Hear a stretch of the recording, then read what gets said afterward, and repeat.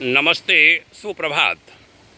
आज मिल पाया नहीं तो कल मिलेगा शीर्षक से आज की युग ऋषि विचार श्रृंखला की कड़ी 17 अगस्त की लेता हूं, जो 594वीं 594 कड़ी है। गुरुवार आचार्य श्री राम शर्मा जी ने अपनी पत्रिका अखंड ज्योति फरवरी 1980 के पृष्ठ 13 पर लिखा था, यदि संसार के सफलतम और प्रतिभा संपन्न व्यक्तियों पर प्रयोग किया जाए तो यह दावे के साथ कहा जा सकता है कि उनकी उपलब्धियां एक जीवन की देन नहीं हैं, वरन उसके पीछे पिछले कई जन्मों की साधना शक्ति पूंजी के रूप में जुड़ी हुई है। उसी पूंजी से सफलता के वर्तमान शिखर छुए जा सके हैं। इसलिए वर्तमान जीवन में किए गए प्रयासों की असफलता के बारे में सोच कर निराश होने का कोई कारण नहीं है कि किए जा रहे प्रयत्न व्यर्थ जा रहे हैं।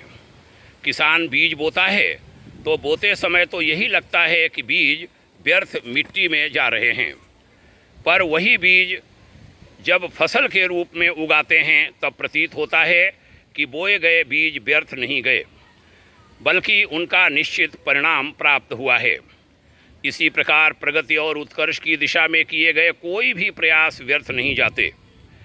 यह बात अलग है कि उनका परिणाम आज अभी या इसी जन्म में नहीं मिलता, लेकिन मिलता वह अवश्य है। इसी तथ्य को गीताकार भगवान श्री कृष्ण ने स्पष्ट करते हुए कहा है, नेहा भी क्रमणा शोस्ति प्रत्यवायो न विद्यते, अर्थात जिसका प्रारंभ कर दिया गया है उसका कभी नाश नहीं होता और न ही परिणाम में कोई उलटफेर होता है।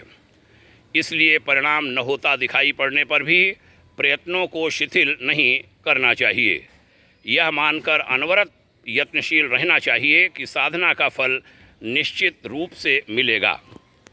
बहुत सुंदर यह लेखांश सुना, धन्यवाद।